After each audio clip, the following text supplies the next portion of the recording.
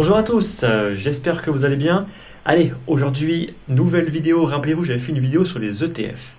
Alors, je n'étais pas vraiment en fait rentré dans le détail, mais cette fois-ci, je vais faire vraiment une vidéo vérité sur les ETF, qu'est-ce qui se passe réellement et pourquoi il y a vraiment trop d'engouement, trop d'attentes par rapport aux ETF pour au final pas grand-chose dans la réalité. Allez, on va essayer de tout reprendre depuis le début. Le marché en fait n'arrête pas de réagir à la moindre news de la SEC par rapport aux ETF. Pourquoi? On va essayer de comprendre tout ça aujourd'hui. Alors, avant toute chose, il n'y a pas que un ETF, d'accord, qui essaye d'être validé par la SEC. Il y en a plusieurs. Je vais en citer trois et il y en a même un quatrième.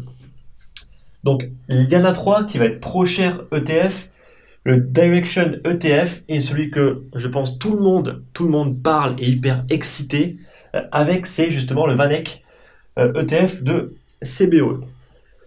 Pourquoi? Bon, parce que tout simplement, il y a une grosse différence majeure entre celui-là et ces deux-là.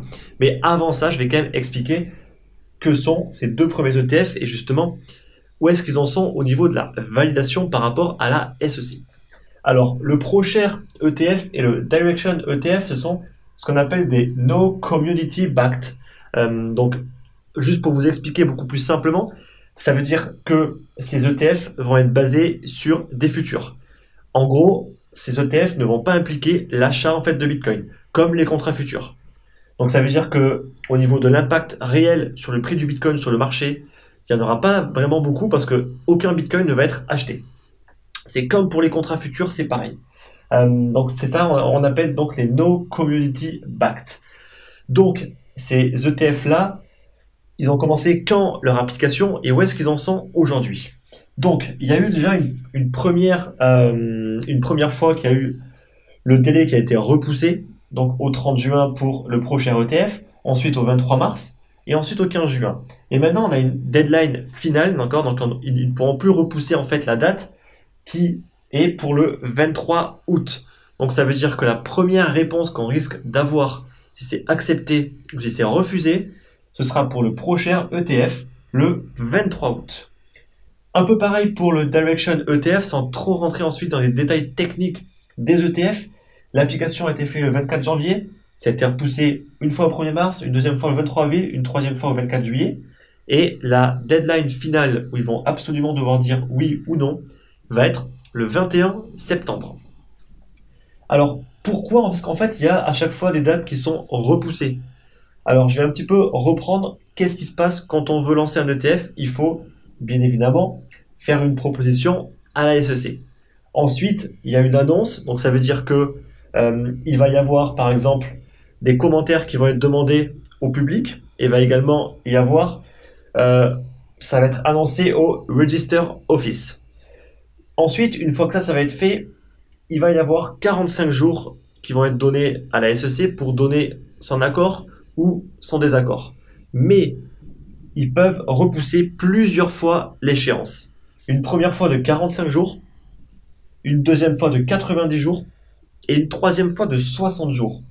Ce qui équivaut en fait à un total de 240 jours s'ils le souhaitent pour donner un accord ou un désaccord pour une proposition. Voilà pourquoi à chaque fois, on est repoussé à justement ces 240 jours. C'est pour ça que ça met autant de temps.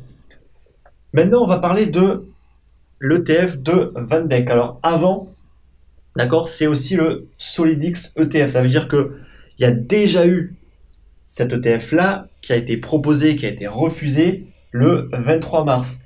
Ils l'ont un petit peu renommé avec justement VanEck.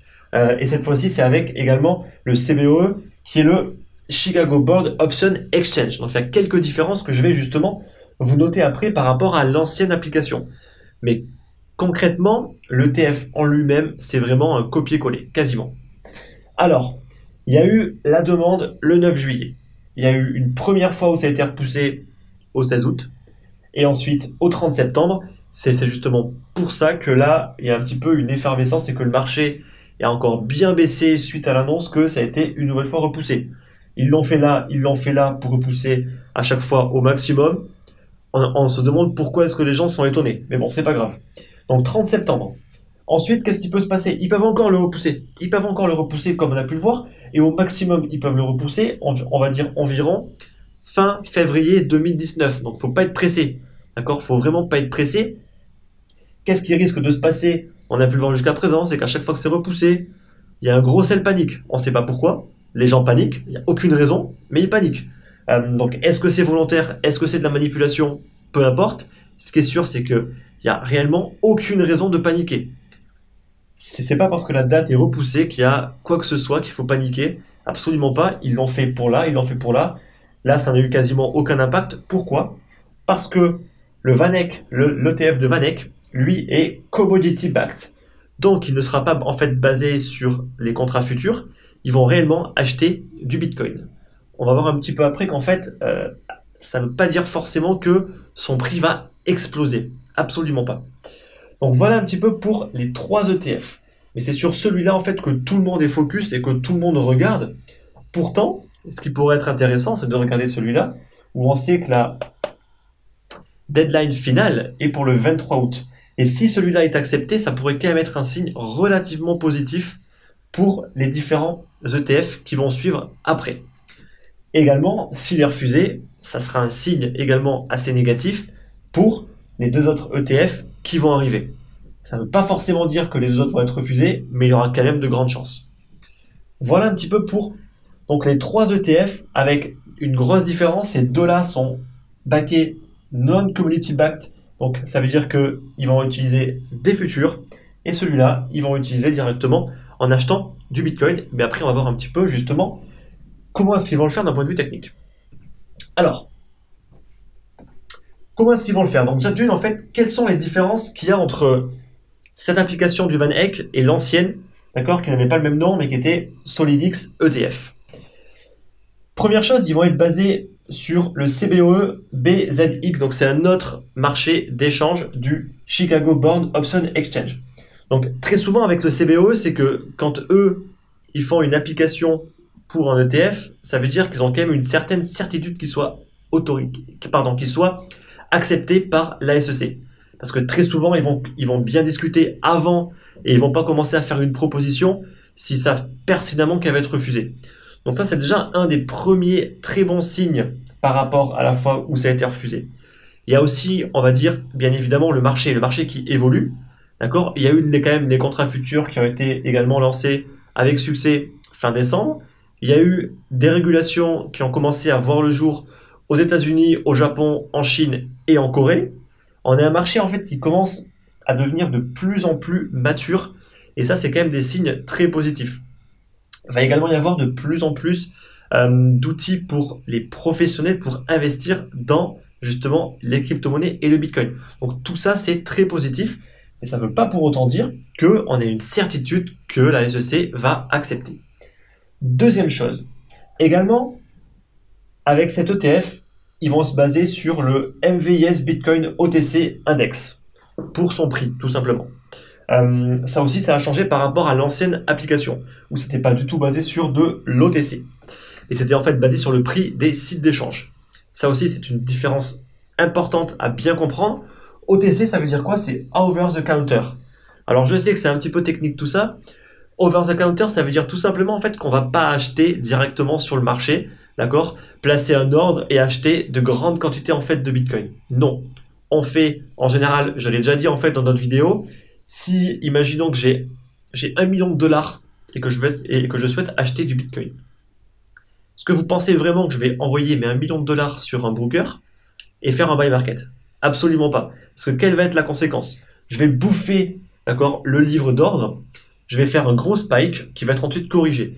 Ça va être absolument pas sain et en plus je vais acheter à des prix extrêmement chers parce qu'au final je vais bouffer le livre d'ordre et donc je vais arriver à des montants hyper élevés et donc je vais acheter à des prix super élevés. Ce que font en fait en général les gens, justement les gros investisseurs ou les baleines, ça va être des OTC trading. Ça veut dire que on a un intermédiaire qui va être un site d'échange. Il va trouver une personne qui souhaite vendre des cryptos, une personne qui souhaite acheter. Ils vont se mettre d'accord pour un prix fixe et ils vont faire l'échange directement, sans passer par le site d'échange. Un échange direct, over the counter. D'accord? Pourquoi on fait ça? Pour pas influer le marché. Donc ça veut aussi dire qu'au final, le but de ça, c'est également de ne pas trop influer sur le prix. Ça, il faut bien le comprendre. C'est pas comme si on allait injecter des milliards et des milliards dans le marché directement avec des achats qui vont bouffer les livres d'ordre, donc les livres de vente et les livres d'achat, pour faire exploser en fait le prix. C'est pas du tout ce qui va se passer. D'accord? Donc ça, je pense que beaucoup également en sont pas conscients. Donc il y aura probablement, d'accord, des achats qui vont être faits également sur les sites d'échange, mais la majorité seront faits en OTC, donc ça veut dire over the counter. Ça, j'espère que c'est bien clair pour vous parce que je pense que beaucoup sont pas du tout en fait au courant de toutes ces spécificités. Donc voilà un petit peu pour les ETF sans trop rentrer dans le détail. Après, on rentre vraiment dans un détail très technique, pas forcément simple à comprendre, pas forcément non plus très simple à bien expliquer pour que ce soit compris par tous. Donc j'essaie quand même de rester, on va dire, assez simplé. Voilà.